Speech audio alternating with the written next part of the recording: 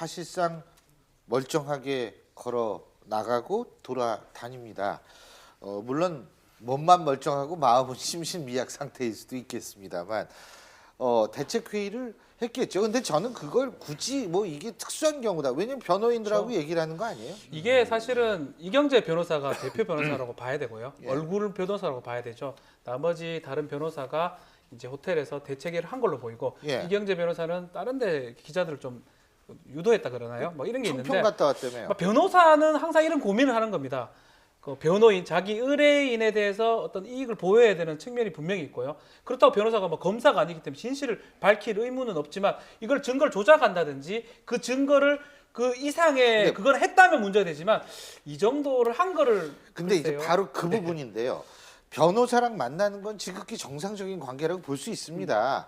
문제는 뭐냐 하면 지금 말씀하신 대로 다른 사람의 입막음 연락해가지고 했을 가능성은 배제할 수 없는 거 아니에요? 그런 부분들이 아마 지금 계속 논란되는 부분이 이 변호인 이경재 변호사가 했던 것 중에 혹시 그 이상의 변호사로서 역할 이상의 했다면 분명히 이건 비난받아야 되고 만약 최악의 경우 증거인멸죄 공범이 되는 겁니다. 그렇게 되지만 그 선 안에서 했는 거라면 또 다시 뭐 이렇게 저래 했다 해가지고 무조건 또 비난하는 거는 또 바람직하지 근데 않다. 그거 어떻게 알아요? 어느 선을 넘었는지? 뭐 검찰 조사하면 대충 알 수 있을 것 같은데 뭐 전화를 통해서 입을 맞춘다든지 뭐 그런 부분들은 좀 확인이 돼야 될 것 같습니다. 사실은요 31시간 시간 준 거보다도요 예. 이미 검찰 수사는 처음부터 단추가 잘못 꿰진 거예요. 독일로 이미 증거인멸 싹 다 하고 다 컴퓨터 다 새로 하고 다 치우고 독일로 갔어요. 이미 가서 증거는 다 정리된 거예요. 오직하면 검찰이 압수수색했을 때는 신발만 보고 왔잖아요. 신발 압수수색이라는 말까지 나올 정도로 그랬기 때문에 뭐 그 부분은 얘기할 게 없겠는데요. 검찰이 저는 이제 좀 아쉬운 부분이 그거예요. 일단은 이제 거기서 비행기를 타면 우리 그 출입국 관리를 통해서 검찰에 통보가 되거든요. 그러면 가가지고 체포영장을 받지 못해서 본인이 거부하면 신병을 데리고 올 수 없을 거예요. 그렇다고 하더라도 시도는 적어도 했어야 검찰이 된다. 신병이 이제 그 본인 말하는 거예요. 적어도 검찰이 거기 가서 공항에서 임의동행 형식으로라도 우리랑 같이 가자고 요구라도 한번 해봤었으면 국민들이 좀 더 화가 덜 나지 않았을까 이런 생각이 좀 드는 거예요. 예. 아 근데 뭐 지금 이 사람이 31시간 동안 뭐를 했는지는 그건 알 수가 없습니다. 분명히 어디 있는 호텔에서 사람들하고 만났다라는 그런 생각은 들게 되는 엘리베이터 장면인데 그 이유에는 모르겠는데 자 근데요 지금 새롭게 그 나타나는 사실들이 있습니다. 이제 이 부분을 좀 얘기하려고 하는데요. 최순실이 청와대를 수시로 드나들었다는 지금 보도가 나왔습니다. 오늘 한겨레신문 일면 탑 기사가 청와대를 수시로 드나들었다.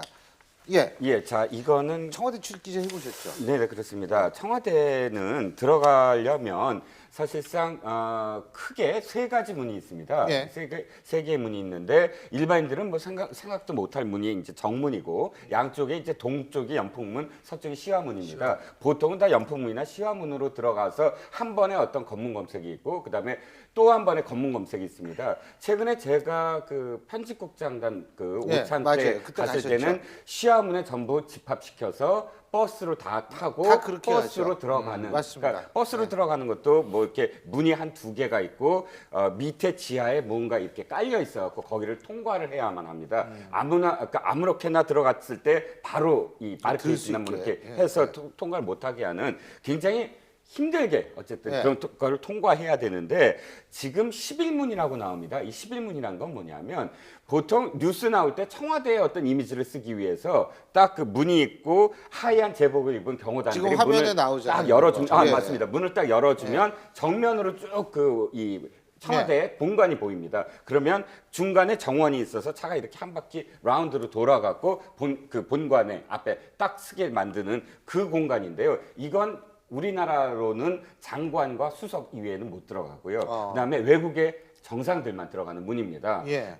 이 문으로 들어가면 사실 검문이 없어요. 그러니까 물론 저 얼굴을 확인하고 트렁크를 확인합니다. 그런데 우리도 이 편집국장 들어갔을 때 두 번의 검문이 있었습니다. 이게 자체적으로 검문이 있고 마지막으로도 검문이 있고 그런데 이렇게 해서 바로 사저가 있거든요.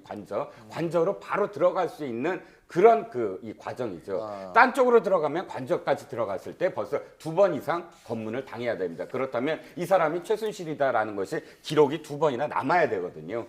곧 정문 통과했다는 건 그만큼 기록을 안 남기기 위한 그런 방법이었죠. 아, 그런데 저는 분명히 청와대가 어디든 다 경비 CCTV가 삼엄할 거라고 봐요. 있어요.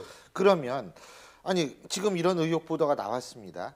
그렇다면 청와대로서는 사실상 그 CCTV를 공개해서 진실을 알릴 의무가 있는 것 아닌가라는 생각도 드는데 어떻게 보십니까? 청와대 쪽에서는 필요하다면 공개할 수 있는 범위 내에서 공개를 하겠다고 얘기를 했어요. 예. 이제 물론 청와대에도 출입한 것 자체가 출입자 전체를 공개하는 건 곤란할 수도 있습니다. 그럴 수 있죠. 그러니까 가능한 부분까지는 이제 그 출입자를 공개하겠다고 얘기를 하니까요. 그 부분은 협조는 받을 수 있을 것 같습니다. 검찰에서 수사의 필요성이 느껴진다면 정식으로 그 협조 요청을 하고 그 청와대로부터 받으면 될 것 같은데요. 근데 제 생각은요, 저 11문 그 정문 아니겠습니까? 11문을 통과해서 들어가는 건 사실 최순실 씨가 들어갈 수 있는 자리는 아니죠.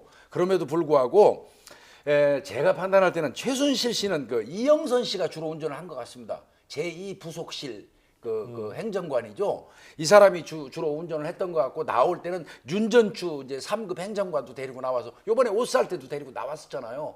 그런 거 봐서는 제2 부속실에서 최순실 씨를 맡아가지고 에스코트 해지는 동행을 해준 걸로 보여요. 심지어 좀 더 나가면 제2 부속실의 실질적인 책임자가 최순실 씨가 아니었나 이런 생각도 들고 더 좀 더 나가면 이영선 씨나 윤전추 씨는 최순실 씨의 비서관이 아니었나 이런 생각이 들 정도거든요. 지금 사실 나오는 거 보면 이제 청와대에서 적극적으로 이걸 부인하지 않지 않습니까? 그리고 오히려 어쨌건 검찰 수사 대상이긴 하고 만약에 하게 되면 좀 협조하겠다는 쪽으로 나오고 있는데 적극적으로 부인을 하지 않는 걸로 봐서는 오늘 보도가 어느 정도 좀 맞는 것 아닌가라고 이제 보여지고 문제는 이렇게 수시로 드나들었다는 그 자체도 문제지만 지금 말씀하신 것과 결부해서 본다면 그 이른바 침대 문제 있지 않습니까? 아 지금 침대 문제 얘기하죠, 뭐. 예. 그것이 이제 같이 이 문제랑 지금 같이 침대 결부된 거 문제라는 아닙니까? 게 그 작년인가요? 그 국회에서 얘기가 나왔죠. 침대 3개, 그렇습니다. 김치냉장고, 그때 이제 그다음에 또 뭐, 장롱. 장롱. 예, 최민희 이게 의원이 질문을 본거- 했었는데 이게 2013년에 그러니까 집권 초기죠. 예. 집권 초기에 청와대가 구입한 물품 중에 예. 침대가 3개 있었는데 지금 청와대 물품 같은 경우 이게 어디 뭐 컵이 어디 있다 이렇게 정확하게 특정이 돼 있지 않습니까? 예. 그런데 이 침대가 본관 소속으로 돼 있는 거예요. 근데 이게 본관은 대통령이 주무시는 데는 아니죠, 그죠? 관저죠, 거기는. 거기는 관저고 본관은 집무실이 있는 데죠. 그렇습니다. 그죠? 그런데 거기에 이제 침대가 왜 필요하냐? 물론 하나 정도는 혹시 이제 뭐 피곤할 직원을 보다가 때. 피곤하고 네. 하면 대통령이 쉴 수도 있으니까 필요하다고 쳐도 그럼 나머지 2개는 뭐냐? 그 김치 냉장고가 또 왜 필요하냐? 장롱은 왜 필요하고 무슨 살림 사는 거냐? 이런 등등의 문제가 제기가 됐었는데 그것과 지금 출입 문제를 결부해서 본다면 아하. 이게 사실상 최순실 씨가 청와대 들어와서 밤늦게 뭐 여러 가지 이렇게 이야기를 하고 그럴 때 거기서 잤다. 잠자야 될 공간이 필요하지 않습니까?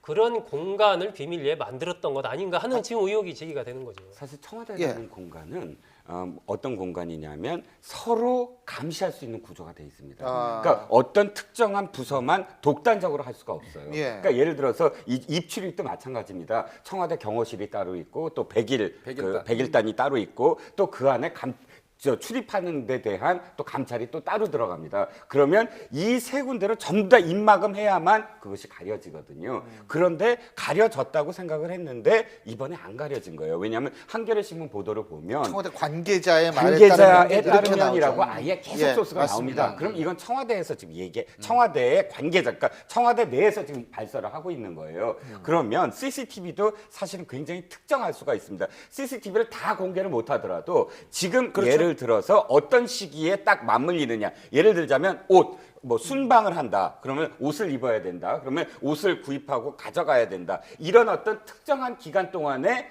최순실 씨가 들어갈 수 있다라는 몇 가지 특정한 날들이 있거든요. 그러면 CCTV를 특정해서 보여달라. 뭐 이런 어떤 공개해달라. 이런 가능성이 굉장히 높아집니다. 거기다 이제 하나 더 붙이면 제2 부속실 그 배정 차량을 고르면 돼요. 아, 그 번호. 그러니까 그 당시에 시스템을 보면 지금은 이제 제2부속실이 없어졌지 않습니까? 2015년 1월에 없어지고 예. 제1부속실로 그렇죠. 지금 통폐합이 없어졌죠. 됐습니다. 왜냐하면 제2부속실이 원래 하는 일이 대통령 영부인을 예, 예. 이 수행하는 예. 그런 일들을 하는데 박근혜 대통령이 이제 영부인이 없으시냐, 하여간 버스를 배우자가 예. 없으니까. 예. 그러니까 원래는 제1부속실은 그러니까 대통령, 제2부속실은 영부인 뭐 예, 이렇게 돼 그렇게 돼 있었는데 있죠. 현 정권의 경우에 뭐 대통령이 결혼을 안 하셨으니까 제2부속실이 필요가 없으니까 애초에 이거 없어질 그렇죠. 것 아니냐라고 많은 사람들이 예측을 했는데 뭐 소외계층의 민원창구로 활용하겠다 등에서 그냥 남겨뒀단 말입니다. 그래서 제2부속실장을 안봉근 비서관이 맡고 제1부속실장은 정호성 비서관이 맡고 이런 체제로 가다가 이른바 십상시 문건 파동이 2014년 말에 터졌지 않습니까? 그걸 계기로 이게 이제 2부속실이 없어지면서 1부속실로 통합이 되거든요. 네. 그런데 그 당시에 민정수석 비서관실 안에 있었던 이른바 청와대 내부 감찰팀 예. 그 팀장이 박관천 경전 아니었습니까? 아, 그 내부 감찰팀의 직속 상관이 누구였나? 우리가 쉽게 생각하면요. 이거 민정수석실 안에 내부 감찰팀이 있으니까 어떤 민정수석이나 비서실장이지 않을까 생각하지 않습니까? 예. 그 직속이 부속실 직속에 그게 있었습니다. 그러니까 시스템 자체가 이 부속실을 중심으로 만약에 지금처럼 저렇게 최순실 씨가 막 드나들고 뭐 기타 등등 해도 내부 감찰을 해서 예를 들면 부속실에 있는 사람들이 주요 감찰의 대상인데 거기로부터 지휘를 받는 식으로 이게 청와대 초기 편제가 그렇게 돼 있었거든요. 그러니까 그런 부분과 지금 저런 이른바 청와대의 난맥상 이런 부분들이 너무 많다 보니까 내부에서도 문제의식이 지금 골마 터지다 보니까 나온 거죠. 그러니까 내부에서도 이제 그런 얘기가 나올 수 있다. 더군다나 그 경비 업무하던 그 101 경비당 소속 그 최순실 씨 검문했던 사람이 그 싸워가지고 당신 누군데 아마 그랬냐고 그랬는 모양인데 좌천대 때문에요. 그 말이 있죠. 아니 안봉근, 그거는 좌천됐다는 예, 얘기가 있다. 그거는 그 본인들도 확인해 주지 않는 내용이고요. 예. 예, 사실 제가 좀 말씀드리기 곤란한데 이거는 사실하고 조금 다른 걸로 알고 있습니다. 그래요? 예.